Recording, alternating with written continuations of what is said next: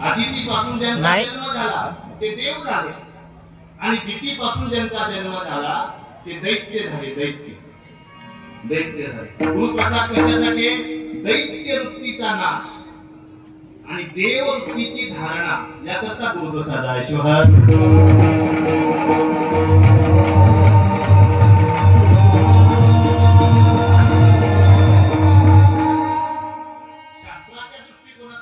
गुरुप्रसाद म्हणजे काय?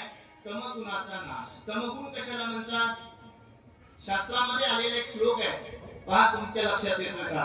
श्लोक असा आहे, साक्षरा विपरीतश्चैव स तमोगुणीः. म्हणजे साक्षर म्हणजे काय म्हणतात? साक्षरा आपल्या बारसगाव नगरीमध्ये साक्षर कुणाला म्हणतात? ज्याला लिहिता येतं, ज्याला वाचता येतं, ज्याला लिहिलेलं कळतं, वाचलेलं कळतं, त्याला साक्षरा म्हणावं. आणि ज्याला लिहिलेलं वाचलेलं कळत नाही त्याला काय म्हणावं? साक्षराचं उलट करावं. उलट काय होतं? मोठ्यानं बोला की राक्षसा. अशी नाही का कोण? राक्षसा म्हणतात. राक्षसा. लक्षात आलं का? साक्षर व्यक्ती विपरीत वागू लागला की त्याला राक्षस म्हणतात आणि त्या राक्षसी वृत्तीला तमगुणी म्हणतात आणि त्या तमगुणाचा नाश व्हावा याकरता प्रसाद. शिवहर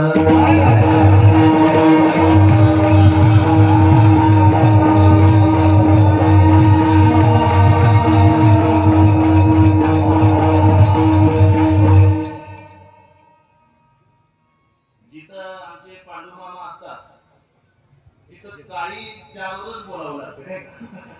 असा आवाज आहे, वय झालेला आहे पण आवाजाला वय नाही. लक्षात आलं का? हा, म्हणून कलावंतांच्या साठी एकदा टाळ्या वाजवा. आमचं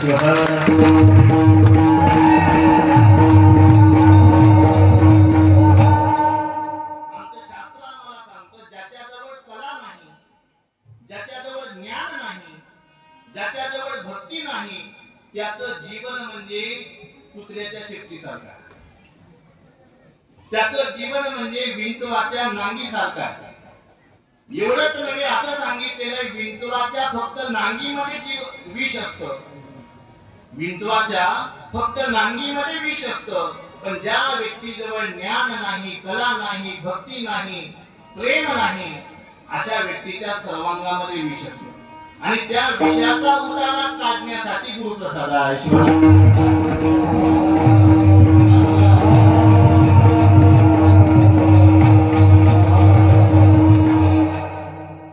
विष या शब्दाचा अर्थ काय? विष या शब्दाचा अर्थ काय? पॉइझन म्हणतात. पॉइझन. पॉइझन कशाला म्हणायचं? आध्यात्मिक दृष्टिकोनातून मी तुम्हाला सांगतो. विषय विषयाचा परिपाडू, गोड विषय तो कडू लागो, कडू विषय तो गोडू जीवा लागी. गोड पदार्थ ज्यांना कडू लागतो समजायचं याला विष चढले. साख खाऊ लागला, साखर खाऊ घाला. कशी लागते साखर? स्वामी, कडू लागते, सपक लागते. मग समजतात त्याला विष चढलेला आहे, हलवा नांदेडला म्हणतात की नाही? तसं मानवी जीवनामध्ये विषय आणि वासनेचं विष आपल्यावर चढलेलं आहे आणि त्या विषाचा उतारा करण्यासाठी वर्षातून एकदा गुरुप्रसाद येतो. आहे की नाही? आणि त्याचं सेवन केलं की ते विष निघून जातं.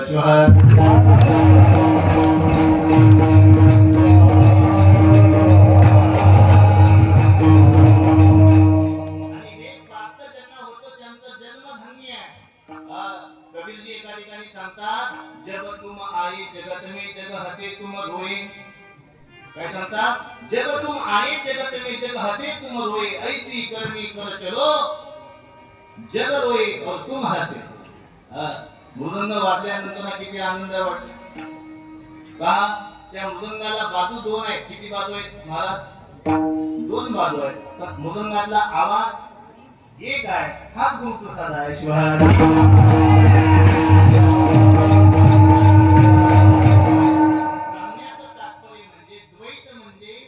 अंधार आहे आणि अद्वैत म्हणजे गुरुप्रसाद आहे.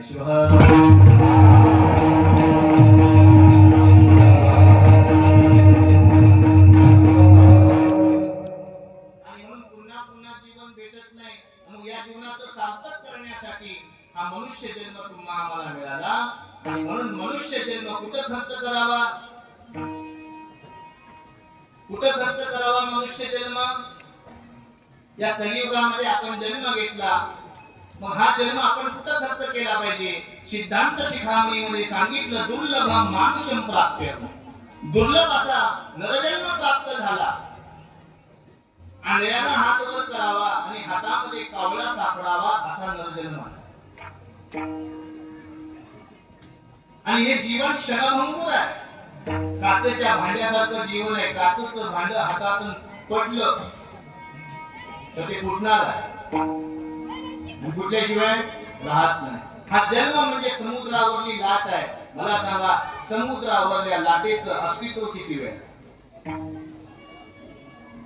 आणि म्हणून जेवढं जीवन आपल्या हातात आहे ते सार्थकी लागलं पाहिजे. आणि ते सार्थकी लावण्यासाठी अखंड शिवनाम यज्ञ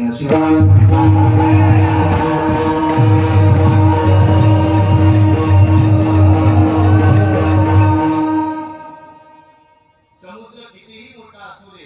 पेपरला अशी कधी बातमी आली का की समुद्रातल्या प्राण्यांनी समुद्राला त्रास दिला म्हणून?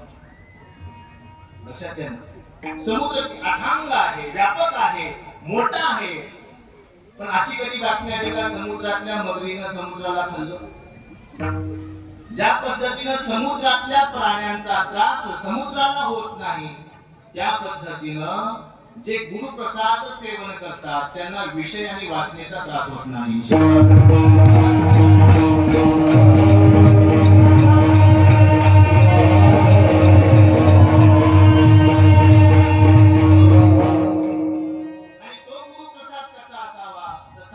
वाढो लोकी सदाचार सद्विद्येचा परिवार हो सर्वत्र साचार हाची प्रसाद आवळे. सदाचार नावाचा प्रसाद आहे. सदाचार कशाला म्हणतात?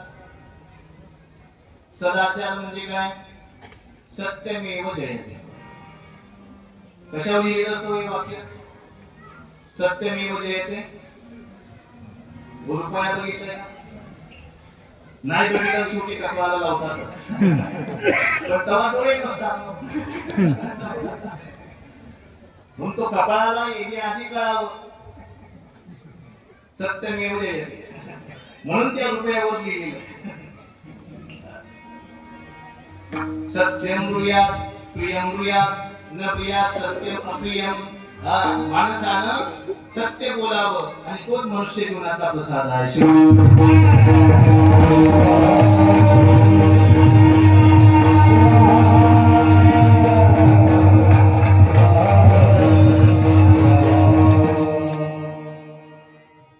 प्रसादाच्या संदर्भामध्ये बोलावं तितकं कमी आहे. आणि आज एवढा मोठा समाज या ठिकाणी बसलेला आहे आणि आम्हाला एक व्यसन आहे. कोणतं व्यसन आहे? समाज बघितला आणि माईक बघितला की किती बोलू वाटतं. पण कसं आहे, वेळेमध्ये बोललं तर त्याला अमृत म्हणतात. माऊलींचं एक प्रमाण आहे, अमृताच्या वेलीला अमृताची फळं लागतात. बरोबर आहे? अमृताच्या वेलीला अमृताची फळं लागतात आणि बाबळीच्या बीजाला बाबळीची फळं लागतात. आणि म्हणून कबीरांनी सांगितलं, प्रसादाची प्राप्ती करत असताना विवेक जागृत ठेवा. तो विवेक कशा आहे? बीज बोये बगुल का आम का हसे खावे. आपण जे पेरलेलं आहे ते उगवणार आहे. या 7 दिवसामध्ये आपण काय काय पेरले? या 7 दिवसामध्ये आपण भजनाच्या माध्यमातून काय पेरलं? शिवपाठ करा, शिवपाठ करा, 84चा फेरा शिवपाठ करा म्हणजे शिवाकडे पाठ करा की शिवपाठ करा. मला सांगा, शिवाकडे पाठ कुणी कुणी केली 7 दिवसामध्ये? आणि शिवपाठ कुणी कुणी केला 7 दिवसामध्ये? हात वर करा. मी काल रात्री माझ्या स्टेटसला बघितलं, गावातल्या सर्व माता भगिनी पुरुष अगदी आनंदाने शिवपाठ करत होते, बाहुली खेळत होते, रिंगण खेळत होते. कशासाठी? 84चा फेरा. शिवपाठ कशासाठी करावा? 84चा फेरा. आता या ठिकाणी चिंतन मांडलेलं आहे, शिवपाठ करा. शिवपाठ कसा करावा? शिवाला ज्ञानातून पाठ करता येतं, शिवाला भक्तीतून पाठ करता येतं आणि शिवाला कर्मातून पाठ करता येतं. आणि म्हणून सांगितले कर्म ही पूजा आहे. कर्म ही पूजा आहे. पण ते कर्म करत असताना कर्म ते करावे, फल आशा नसावी. किती सुंदर सांगितले पहा. एक कर्म करणारा व्यक्ती, कर्माचं उदाहरण शेतामध्ये जाणारा व्यक्ती आणि डोळ्यानं त्यानं आंबा पाहिला आणि जिभेला पाणी आलं आणि मनानं सांगितलं बुद्धीला, अरे जा म्हणले, थोडा सुंदर आंबा आहे त्याला खा. मनानं पायाला आज्ञा दिली. कर्माचं उदाहरण सांगतो मी तुम्हाला. पाय गेले आंब्याजवळ, पाय म्हणले माझं कर्म संपलं. हाताला आज्ञा दिली, उचला दगड काठी. दगड घेतला, आंब्याला मारला, आंबा खाली पडला. आंबा हातामध्ये घेतला महाराज. दामी तोंडानं सूचना केली, आणा म्हणले जिभेजवळ. आंबा कर कर कर कर चावला, खाल्ला, पोटामध्ये गेला. तृप्तीचा ठेकर घेतला. तितक्या चुकीचं कर्म असल्यामुळे मालकानं पाठीमध्ये काठी घातली. काय कर्म चुकीचं झालं, मालकानं पाठीमध्ये काठी घातली आणि पाठ घुसली महाराज. आणि देवाजवळ गेली आणि प्रश्न केला देवाला, देवा डोळ्यांनी आंबा पाहिला, पाय आंब्याच्या झाडाजवळ गेले, हाताने दगड मारला, तोंडाने तो आंबा खाल्ला, पोटाला तृप्ती मिळाली, पण माल मला भेटला, यात माझा काय दोष आहे? त्याचा न्याय झाला पाहिजे. बाळासाहेब ठाकरे म्हणायचे, मागून न्याय भेटत नसेल तर वाजवून मिळावा. काय म्हणायचे? मागून न्याय भेटत नसेल तर तो वागवून मिळवावा, पण तो मिळवावाच. तशी ती पाठ देवाजवळ जाऊन म्हणाली की देवा, यात माझा गुन्हा कोणता, मला न्याय पाहिजे. देव तारी त्याला कोण मारी महाराज. देवानं न्याय दिला. देवानं पाठीला सांगितला, माल जरी तुझ्या पाठीत बसला असत, पण हा माल बसण्यासाठी ते कर्म जिथून सुरुवात झालं तिथून पाणी आले. म्हणजे डोळ्यातून पाणी आले. म्हणजे कर्म सोडत नाही. आणि म्हणून कर्म कसं करावं? लिंगार्पित कर्म. लिंगार्पित कर्म.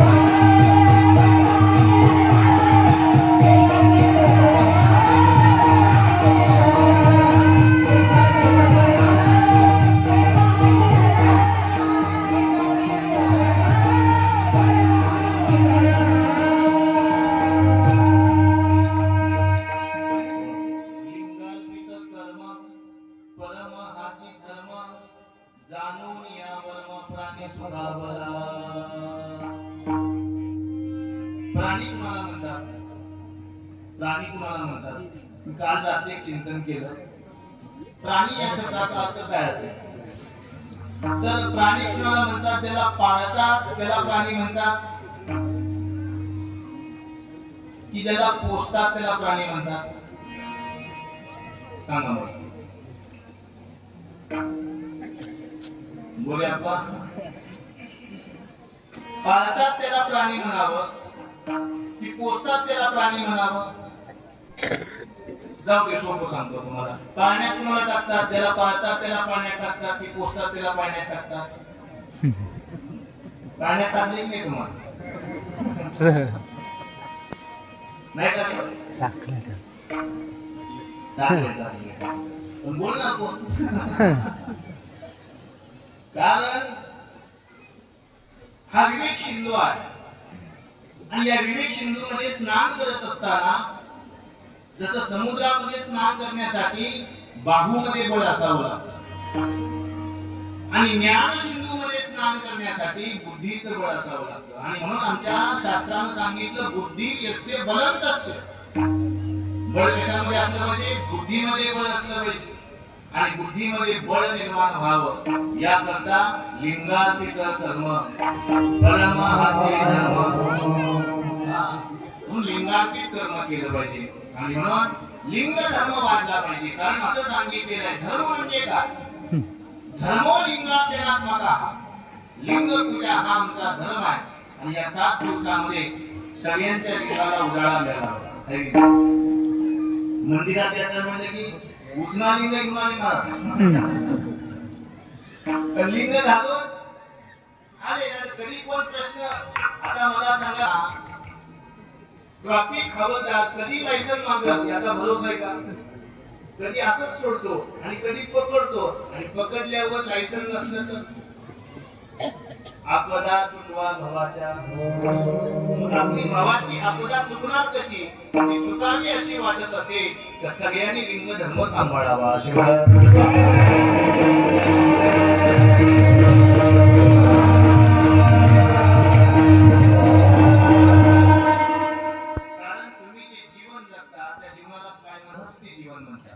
आणि गृहस्थी जीवनाचा नियम आहे काय?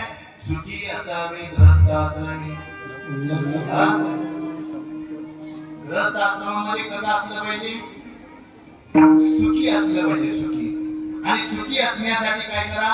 नटा नामी शंकराच्या. नटा कशामध्ये? शंकर नामाच्या नामामध्ये तुम्ही नटा म्हणून सांगितलं. आम्ही नटतो कशामध्ये? आरशामध्ये. पावडर लाव, फिरंदवडी लाव, म्हणायला की नाव. पण मला सांगा, मला एक प्रश्न करायचा आहे. तुमच्या आता हळदीला कुठला तरी करप्या नावाचा रोग आला. रोग आल्यावर लोक पावडर औषध मारतात की नाही? मग आपण ज्या वेळी पावडर लावतो त्या वेळी विचार केला पाहिजे आपल्याला रोग पडले.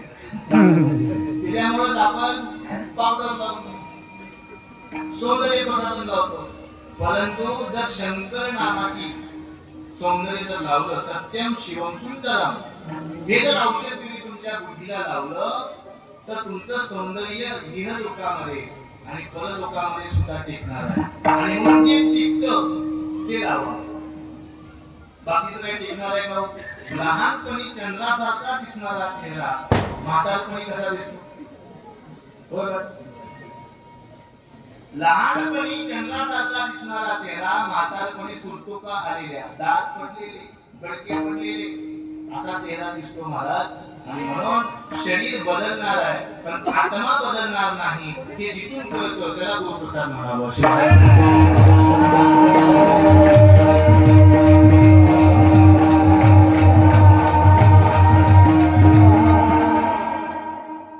गुरुप्रसाद या शब्दाचा अर्थ असा सांगितलेला आहे, देव आणि गुरु यांच्यामध्ये भेद नाही.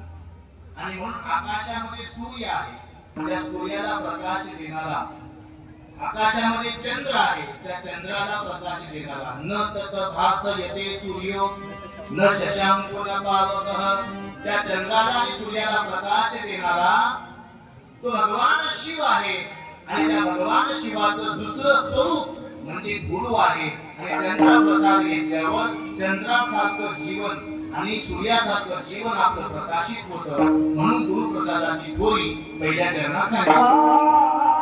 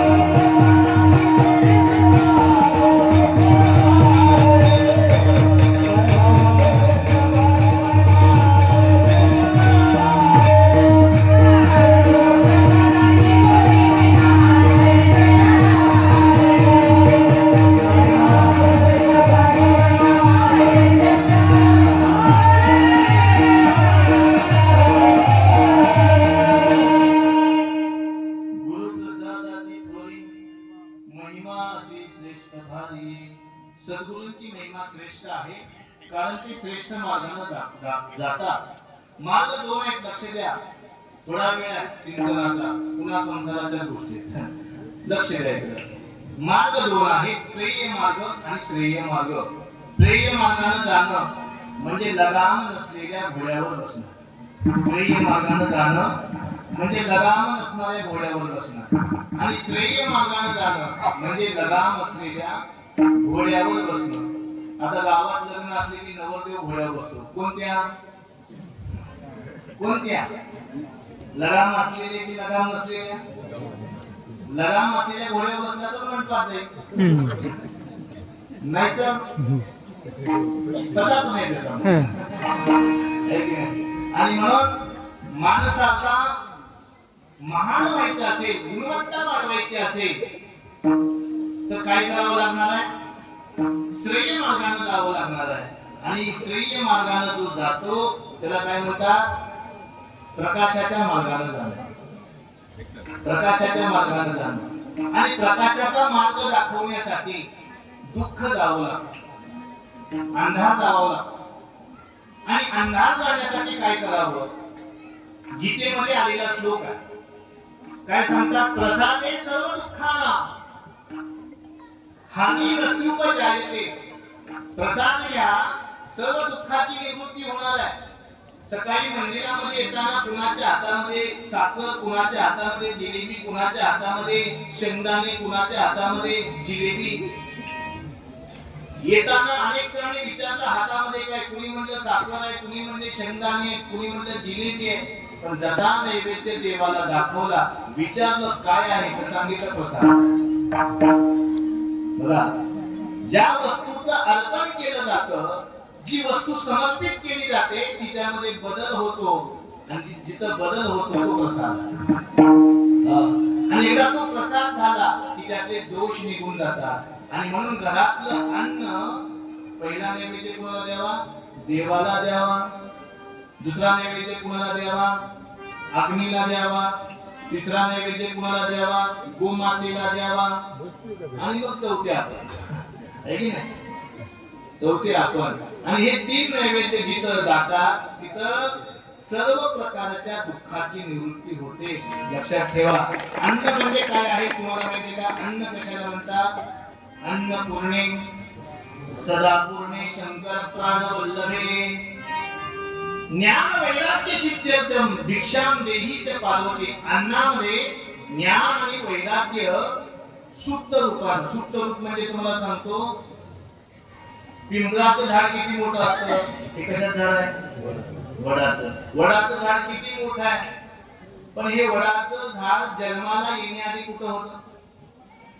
बीजामध्ये होतं. बीजामध्ये. त्या बीजामध्ये एवढं मोठं झाड कसं काय बसू शकतं? तसा देव एवढा मोठा आहे आणि देव छोटाही आहे. म्हणून सांगितलेलं आहे, अनो आणि या महतो महियान असं देवाचं स्वरूप आहे. आणि त्या स्वरूपाची प्राप्ती प्रसादाशिवाय होत नाही. पण सांगितलं हा प्रसाद घ्यायचा आहे ना तुम्हाला, तर एक काम करा. काय करा? काम एषः, क्रोध एषः, लोभ एषः, नरकस्य त्रिविधं द्वारम्. हे नरकाच्या तीन द्वार आहेत, काम, क्रोध आणि लोभ. यांना बाजूला टाका. प्रसाद तुम्हाला भेटल्याशिवाय राहणार नाही. पण आपला काम जातो का? रावणाचा गेला नाही, आपला कसा जाईल? श्रेष्ठ शिवभक्त, वेद पंडित, आगम पंडित, मंत्र पंडित रामेश्वर लिंगाची स्थापना करत असताना कोणत्या पंडिताला बोलवावं? रामाला सुचलं. राम म्हणाले रावणाशिवाय पूजा होत नाही. एवढा मोठा पंडित. एका कामामुळं कामे नाडीले जगाला, अंतर पडले परमात्मा. प्रसाद घ्यायचा असेल तर काम टाकावं लागेल. मंडोदरीने सल्ला दिला हो रावणाला, तुमच्या काम पाहून मीच सल्ला देते. म्हणजे तुम्ही एक काम करा, सीतेला आणायचं आहे, आणा म्हणजे. पण एक काम करा, सीतेला आणायचं असेल तर तुम्ही राक्षस आहात, तुम्ही रामाचं रूप धारण करा आणि सीतेला घेऊन या. अशी शिका येणार नाही. कामाचं उदाहरण सांगतोय मी तुम्हाला. रावण हसले आणि मंडोदरीला म्हणले, अगं तू वेडी आहेस का? मला उगं पंडित म्हणतात का म्हणले. उगं पंडित म्हणत नाहीत मला. काय झालं म्हणले, मी रामाचं रूप घेतलं होतं, मग आली नाही का सीता? काय झालं सांगतो ऐक म्हणजे, जहा राम है वहा काम नहीं, और जहा काम है वहा राम नहीं. रामाचं रूप धारण केल्या केल्या काम निघून जातो, तर राम स्वरूप झाल्यावर काम राहणार आहे का? तसं प्रसाद या शब्दाचा अर्थ आहे शिवस्वरूप होणं. प्रसाद या शब्दाचा अर्थ काय? शिवस्वरूप होणं. कसं? गावामध्ये चर्चा चालू झाली, समुद्राची खोली कोण मोजल त्याला 1 लाख रुपयाचं बक्षीस. आता समुद्राची खोली मोजणं सोपं आहे का हो? गावामध्ये काय मिठाच्या बावल्या होत्या, त्या बावल्यामध्ये आपण जाऊ, लय गरीब आहे म्हणजे मिठाला भाव नाही, सगळ्याला भाव आला, पण मिठाला नाही. आपण गेलो तर तेवढंच 4 पैसे मिळतील म्हणून मिठाची बावली समुद्राची खोली मोजायला गेली महाराज, आणि समुद्राच्या तळाला गेली, पण पाठीमागं समुद्र किती खोल आहे सांगायला आली नाही. त्याचं नाव प्रसाद आहे. शिवाय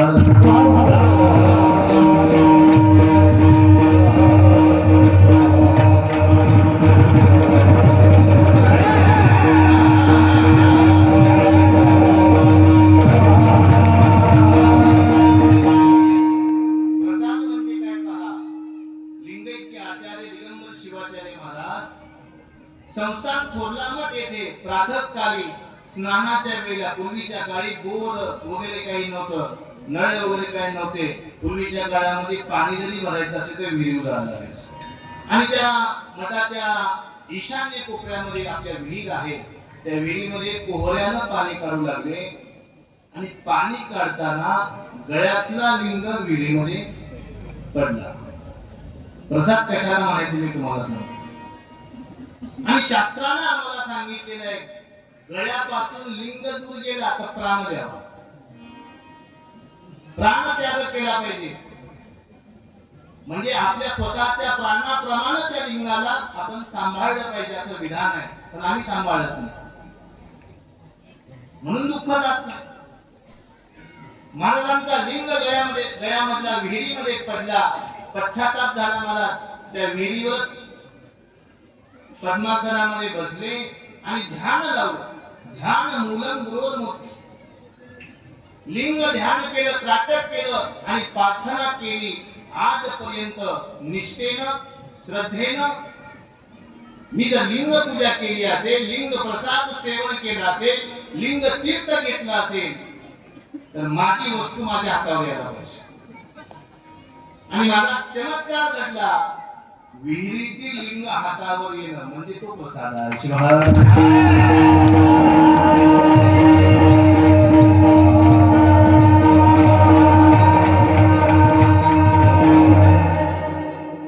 प्रसाद म्हणजे काय तुम्हाला सांगतोय. प्रसाद या शब्दाची ताकद पहा. वसुमती नगरीमध्ये देशमुख नावाचं मोठं घराणं होतं. निजामशाहीमध्ये वसमतवर ते राज्य करायचे, आणि त्या देशमुखानं महाराजांची साधना, महाराजांचा जप तप पाहून महाराजांना त्यानं एका खोलीमध्ये पूजेच्या बंद करून टाकलं, आणि आजपासून पूजा तप जप सगळं बंद. कारण महाराज जो शिष्य जवळ यायचा त्याला एक मंत्र द्यायचे, शिवकाशी काशी गुरुगंगा काशी, हा मंत्र होता महाराजांचा. किती जणांना माहित आहे? बाळगावची म्हणल्यावर सगळं माहित पाहिजे दिगंबर महाराजांबद्दल, आणि म्हणून सगळं माहित व्हावं शिष्यांना दिगंबर महाराज कोण आहे, म्हणून आपण त्यांचं चरित्र ओवीबद्ध तयार झालेलं आहे. आता छापखान्यामध्ये ते गेलेलं आहे. येणाऱ्या पुण्यतिथीला ते पुस्तक सगळ्यांच्या हातामध्ये येणार आहे. तो सुंदर असा ग्रंथ ज्यांनी लिहिला त्यांचं नाव आहे मानखेडकर गुरुजी. त्यांच्याकडे एका जोरदार टाळ्या. आणि त्या मानखेडकर गुरुजींना इत्तंभूत माहिती रोज 2 तास फोनवर देणारे, आपल्या गावामध्ये जन्म त्यांचा झाला असे आमचे शिवराज मामा गोदरे, त्यांनी रोज 2 तास त्यांना फोन करून ती पूर्ण माहिती दिली. आणि तो आता 8 अध्याय तयार झालेले आहेत। 8 अध्यायामध्ये हा ग्रंथ तयार झालेला आहे। एका एका अध्यायामध्ये 101 ओवी आणि या ग्रंथाच्या माध्यमातून दिगंबर महाराजांचा जन्म, दिगंबर महाराजांचं कार्य, दिगंबर महाराजांची निष्ठा, दिगंबर महाराजांनी कुठं जाऊन कुणाला कसा साक्षात्कार दिला आणि त्यातून फळाची कोणकोणत्या प्राप्ती झाली, अशा अनंत लीला त्या ग्रंथामध्ये आपण लिहिलेल्या आहेत, लक्षात ठेवा। आणि तो ओवीबद्ध ग्रंथ आहे आणि हा ग्रंथ आपल्या हातात मिळणं हा सुद्धा एक प्रसादच आहे। आणि असा प्रसाद ज्यांच्या हातात येतो त्याचा परिणाम काय होतो, अभंगाचं दुसरं चरण। प्रसाद घेता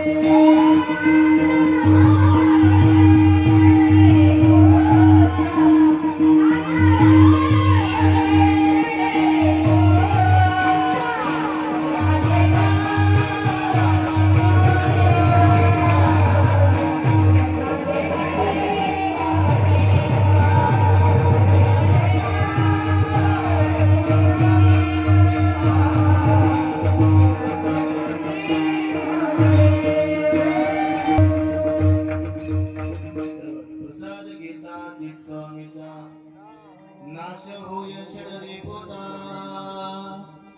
काय सांगितले ना, प्रसाद घेतला की परिवर्तन होत। पहा परिवर्तन कसं असते पहा।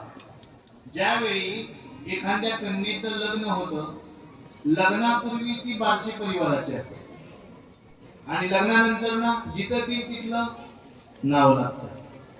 हा हे जसं परिवर्तन आहे, तसं प्रसाद घेतल्या घेतल्या काम क्रोध लोभ हे मुक्त होऊन जातात, हे निष्ठून जातात। परंतु प्रसाद त्या ताकदीचा पाहिजे, प्रसाद त्या ताकदीचा पाहिजे। आणि म्हणून प्रसाद घेत असताना शरीर पवित्र असावं। शरीर पवित्र करण्यासाठी काय करावं, मुखी मंत्र पंचाक्षर धन्य धन्य ते शरीर, सदैव पंचाक्षरी मंत्राचा जप केला पाहिजे। मला सांगा तुम्ही किती मंत्र करता रोज? पंचाक्षरी मंत्राचा जप किती वेळा करता तुम्ही? 108 वेळा करा। तेवढा तरी करता का प्रामाणिकपणे? वास्तविक पाका जप कसा करावा, जसा आपण प्राण घेतो तसा जप करावा। मग आपण प्राण कसा घेतो? 24 तासामध्ये 21,600 वेळा। किती वेळा? 21,600 वेळा आपण प्राण घेतो। मग जप किती करावा? 21,600 वेळा. श्वासाप्रमाणे जप करावा आणि त्याला मानसिक जप म्हणतात आणि शास्त्रीय भाषेमध्ये उपांशु जप म्हणतात. 21,600 वेळा जप घ्यावा. म्हणून तर सांगितलंय, आसनी भोजनी गमनी क्षयनी प्रेमी शूलपाणी स्मरण. प्रत्येक क्षणाक्षणाला त्याचं स्मरण झालं पाहिजे. परंतु आमचं भाग्य नाही तेवढं. आम्हाला नथनी देणाऱ्याचं स्मरण आहे. काय? आम्हाला नथनी देणाऱ्याचं स्मरण आहे. पण नथनी घालायला ज्यानं नाक दिलं त्याचं स्मरण नाही. म्हणून प्रसाद घ्यायचा.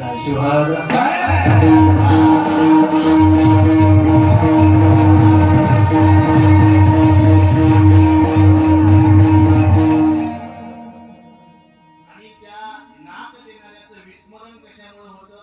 माणसाला मद चढला की, अहंकार चढला की विसर पडतो. कुणाला धनाचा मद येतो, कुणाला पदाचा मद येतो, कुणाला सत्तेचा मद येतो, कुणाला ज्ञानाचा मद येतो, कुणाला कर्माचा मद येतो, कुणाला भक्तीचा मद येतो. आणि हा मद माणसाला पुनरपी जननम पुनरपी मरणम या दुःखामध्ये अडकवतो. आणि मग हे दुःख निघून गेलं पाहिजे याकरता अहंकार हा दुष्कर ज्याचा अहंकाराचा नाश झाला पाहिजे. आणि तो अहंकाराचा नाश व्हावा याकरता प्रसाद.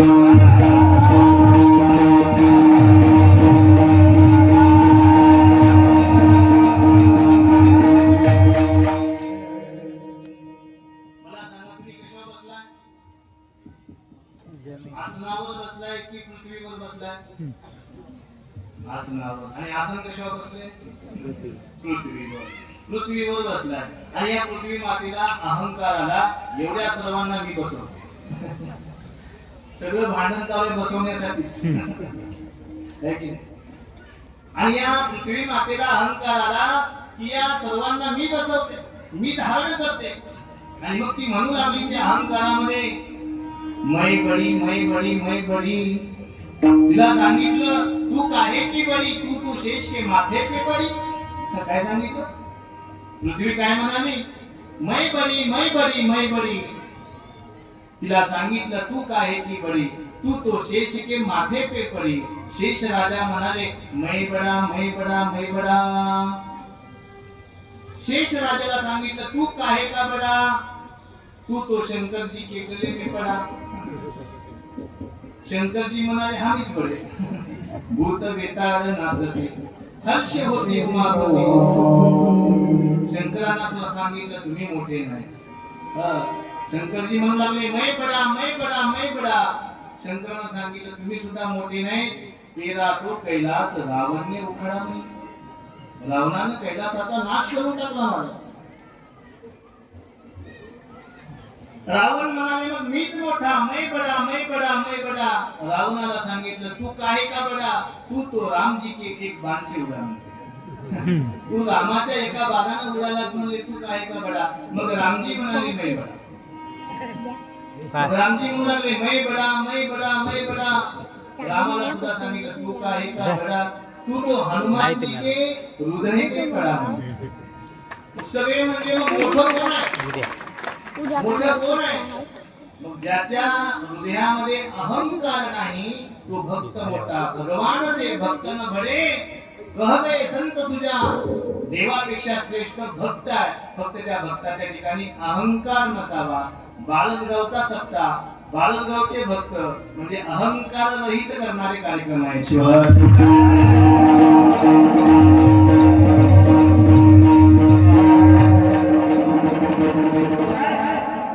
स्वाभिमान असावा पण अहंकार नसावा. रावणाला स्वाभिमान नव्हता महाराज, अहंकार होता. रावणाला अहंकार झाला आणि म्हणला की समुद्राच्या पाण्याला गोड करतो म्हणला. काय म्हणला? समुद्राच्या पाण्याला गोड करतो. रावणाला अहंकार झाला, सोन्याला सुगंध आणतो. बरं झालं आणला नाही. सुगंध नाही तर 1.25 लाख रुपये 16 किलो. 1.25 लाख रुपये तोळा. सुगंध नाही तर सुगंध आणला असता तर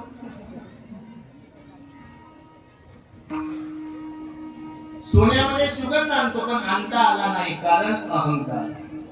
स्वर्गाला शिडी लावतो, लावता आली नाही कारण अहंकार. कंस म्हणाला कृष्णाला मारतो, मारता आलं नाही कारण अहंकार.